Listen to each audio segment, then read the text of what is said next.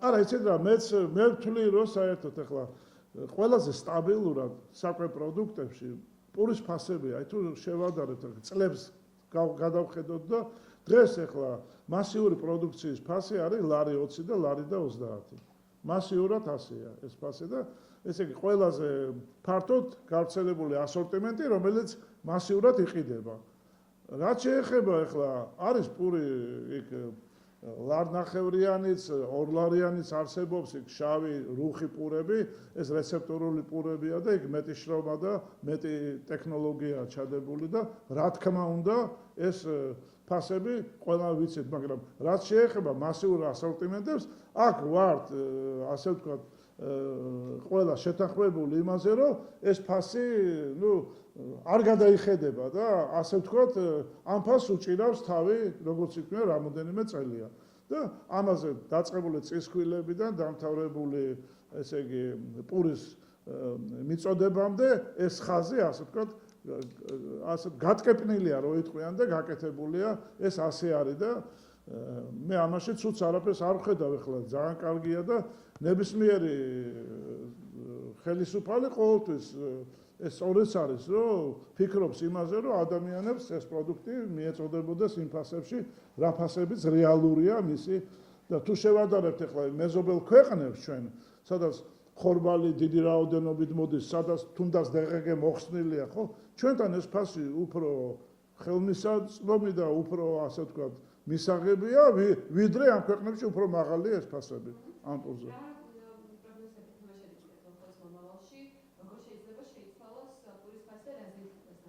მომავალში ახლა ტენდენცია საერთოდ ხორბლის ფასები ახლა ტენდენცია არის, აი ამ წუთას ტენდენცია არის მომატების. რამდენადაც მე ვიცი, ხო ბატონი ლევანი გამოვა და უფრო კარგად იტყვის ამას. მე რამდენადაც ვიცი, ფქვილზე და ხორბლის ფასები.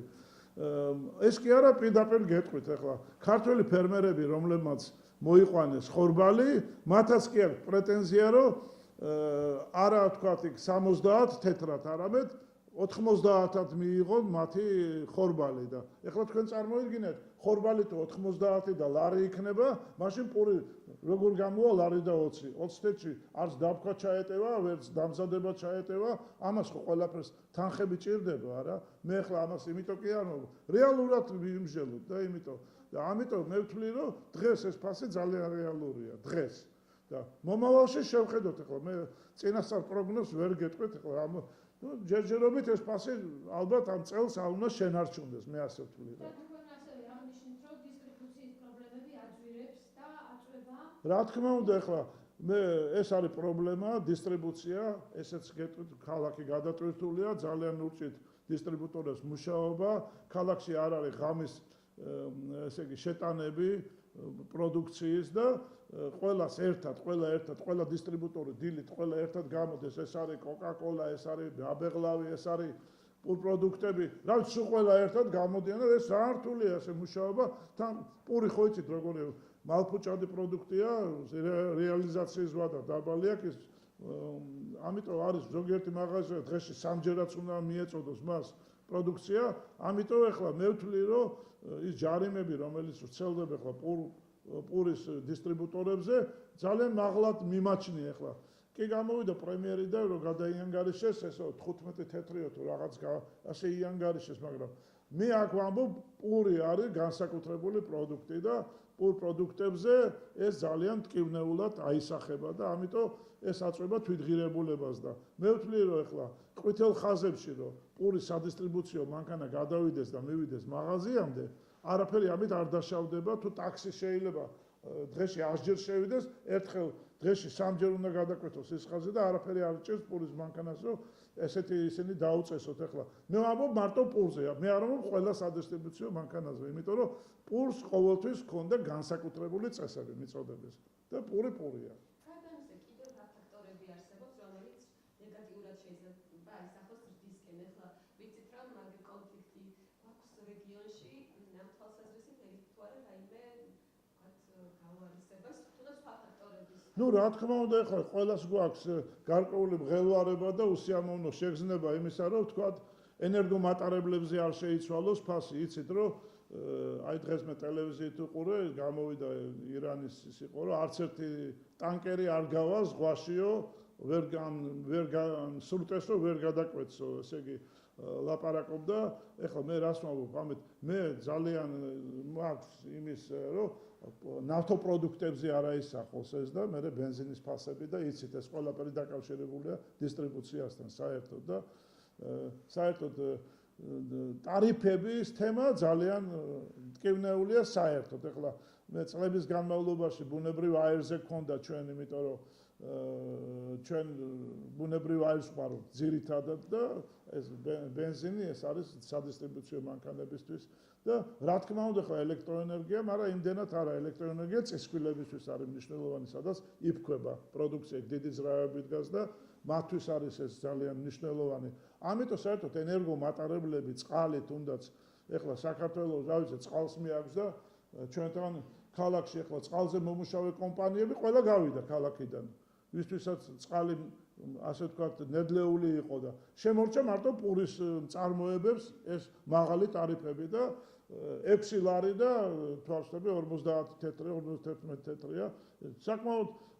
1000 კუბომეტრი წყალი ეს იმიტომ რომ ვინმე რო დაგიტოვოს ონკანი ღია წარმოებაში შეიძლება მეორე დღეს საკმაოდ სოლიდური თანხა მოგივიდეს ჯარიმა კი არა ასე ვთქვათ დაეწერება მრიცხველზე და ესეც მნიშვნელოვანია საერთოდ ყველაფრის ტარიფები კაპი ყველაფერი მნიშვნელოვანია პურის წარმოებისთვის ხო იცი პირველადი მოხმარების საგანია და ამით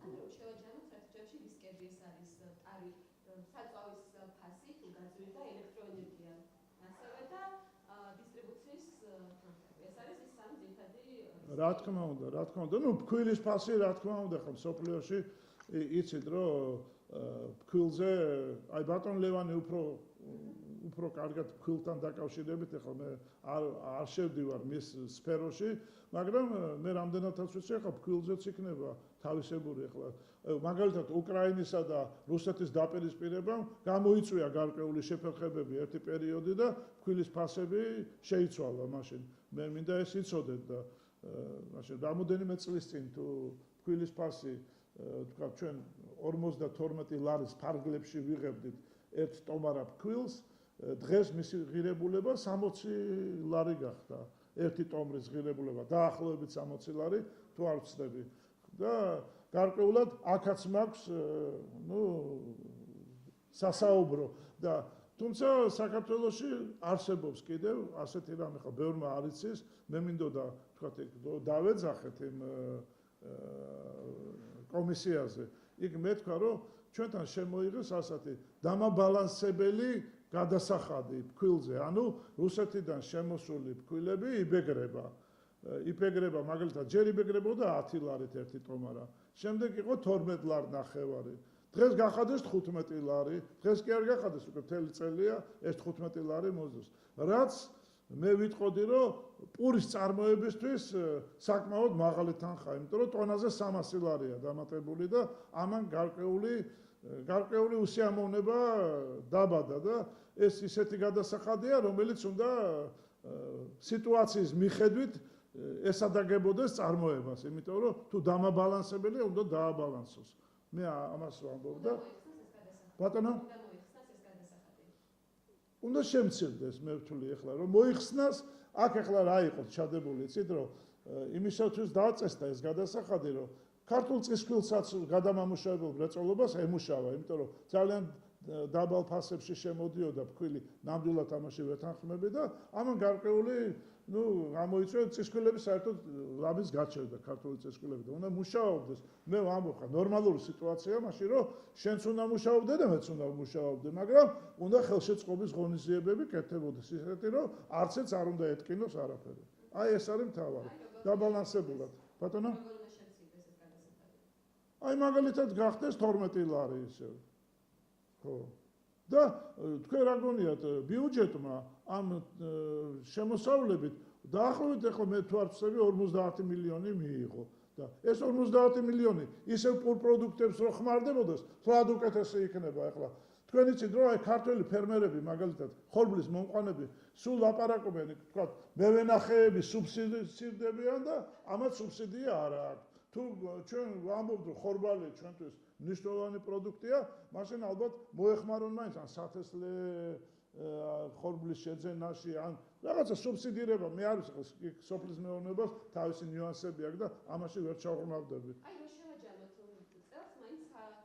არის პროგნოზირებადი ხო როგორ იქნება ფასები კურსზე. იმიტომ რომ ჩვენ ახსენეთ საწვავის ფასები რომელიც შეიძლება გაიზარდოს, ახსენეთ ელექტროენერგიის ტარიფი რომელიც მოსალოდნელია რომ გაიზრდება. ეხლა თქვენ ისეთ რამეს მეკითხებით მე რომ ეხლა მე არ ვიცი ეს ომი როგორ იქნება და ხო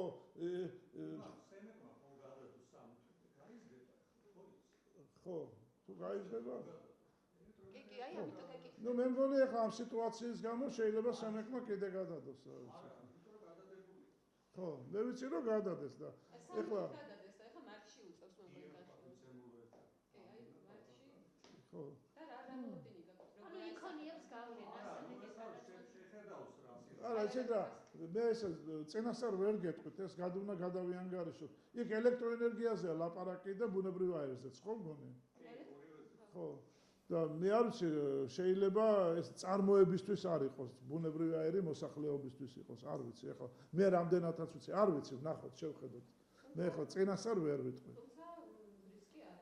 ხო ნუ რისკი რა თქმა უნდა ყოველთვის ნებისმიერი ტარიფი ყოველთვის აისახება თვითღირებულებაზე ხო იცით ეხლა ეს არის ძალიან ეხლა ამას არავითარი არ ჭირდება ხო